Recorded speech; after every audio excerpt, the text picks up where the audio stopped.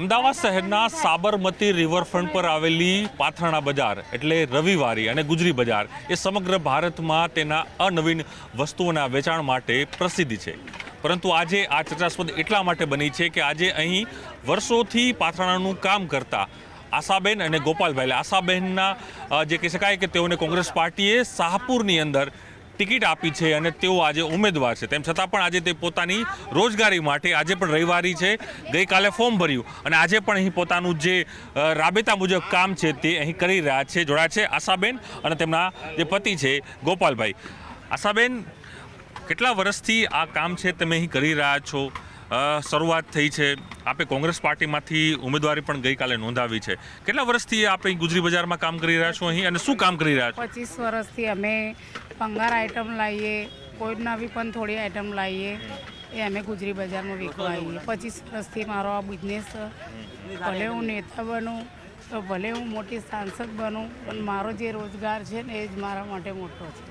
હા, તમે મોટી વાત કરી કે હું સાંસદ બનું કે કોઈ મોટી નેતા બનું, પણ મારી જવાબદારી, મારી રોજગારી આ છે, એટલે આ રોજગારીને હું નિભાવી રહી છું. બસ. કેટલા વર્ષ થયા આની અંદર આ બિઝનેસમાં? કેટલો સંતોષ મળે છે આ કામ કરીને? બહુ જ સંતોષ મળે છે, મને શાંતિ લાગે છે ને બહુ સારું. જે મને લાખોમાં કરોડોમાં આનંદ નથી આવતો એ મને 10-20માં જ આનંદ આવે છે.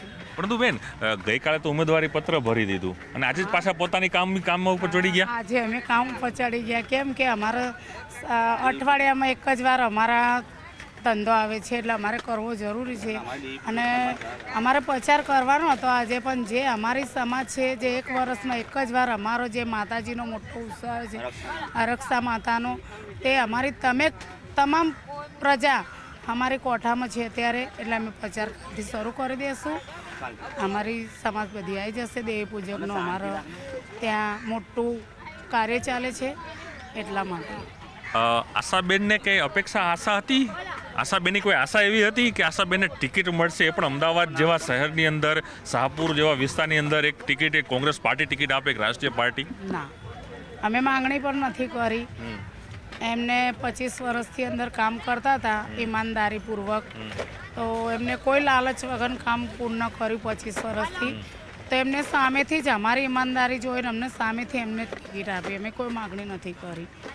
એમનો ખૂબ ખૂબ આભાર. ઓકે, શું આમ લાગે હવે એક રાજકીય નેતા તરીકે કેવું લાગે કે આપણે જ્યાં જશો પ્રચાર માટે, લોકોને મળશો, તમારા વિસ્તારના કામોને લઈને વાત કરશો, ત્યારે શું પ્રશ્નો તમારા મનમાં હશે, એ પ્રશ્નોના જવાબ તમે કઈ રીતે આપશો? એમાં પ્રજા અમાને જે કહેશે અમે કરવા તૈયાર છીએ, પણ અમાને બી એક નવાઈની વાત લાગશે કે અમે ક્યાં હતા, ક્યાં બેસતા હતા. અત્યારે બધી પ્રજા અમારા જોડે છે અને અમાને સપોર્ટ કરે છે. એટલે આવું કંઈક સપને વિચાર કર્યું હતું? ગોપાલભાઈ પણ તમારા હસને હું પૂછીશ, પણ તમને પણ પૂછી લઉં. તમે હસી રહ્યા, તમે સપને વિચાર કર્યું કે તમને કોઈ ટિકિટ રાજકીય રીતે મળે, એ પાથરણાનું કામ કરતા હોય, રવિવારી ગુજરી બજારમાં આવતા હોય અને એ ટિકિટ મળે? ના, નહોતું વિચારી. ગોપાલભાઈ, બધું થોડા નજીક આવો. તમારા પત્નીને ટિકિટ મળી છે કે તમારા પતિ વર્ષોથી તમે કોંગ્રેસ પાર્ટીમાં જોડાયેલા છો, કલ્પના હતી કે તમારા વાઈફને આ ટિકિટ મળે આ રીતે?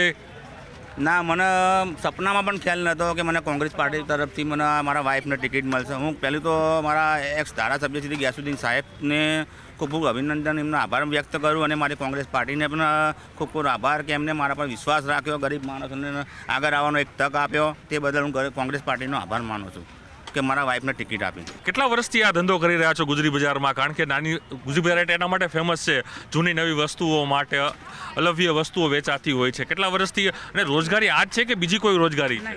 ના, અમારા આ જ ધંધો છેલ્લા 25 વર્ષથી અમે આ જ બિઝનેસ કરતા આવીએ છીએ ગુજરી બજારમાં. શું લાગે છે એમ ખરે હવે રાજનીતિમાં ઉતરી ગયા છો, આમ કેવો માહોલ? કારણ કે રાજકીય પક્ષો હોય, હવે ભાજપવાળા હોય, પ્રચારમાં જવાનું થાય, શું હવે આમ કેમ હવે સ્ટ્રેટેજી શું હવે તો કે જશું આપણે અહીંથી કામ કે સીધા આમ? ના, આપણે તેજસ્વી તો જે ઉપરવાળાની દુઆથી મળે, પણ આપણો જે ધંધો છે, ધંધો નહીં છોડવાનો જિંદગીમાં, એ ધંધો ચાલુ રાખવાનો. આપણે લોકો મત આપશે ખરા? હા, આપશે ને. સાચા કાર્યકર છીએ, અમારા પર વિશ્વાસ છે એટલે આપશો જ અમારો. તમારા વાઈફને પણ પૂછું. આશાબેન, લોકોની આશા તમારી સાથે જોડાયેલી રહેશે ખરા કે આશાબેનને આપણે મત આપીએ, આશાબેન અમારા કામ કરશે? કેમ કે અમે કોઈના કોઈ દિવસ નડ્યા જ નથી અને અમાને બી વિશ્વાસ છે કે લોકો અમને ફૂલ સપોર્ટ કરશે. એટલે જનતા, શાહપુરની જનતા આપને મત આપશે ખરી? હા, આપશે.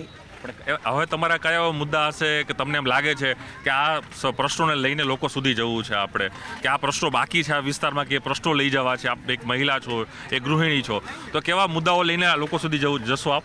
ગટર લાઈનનો પ્રોબ્લેમ, અમે જે પણ એમનો પ્રોબ્લેમ હશે, કોઈ ગટરની સમસ્યા હશે, પથ્થરની હશે ને ખુદ ગૃહિણીની કોઈ પણ તકલીફ હશે ને એ પણ હું સોલ્વ કરી દઈશ.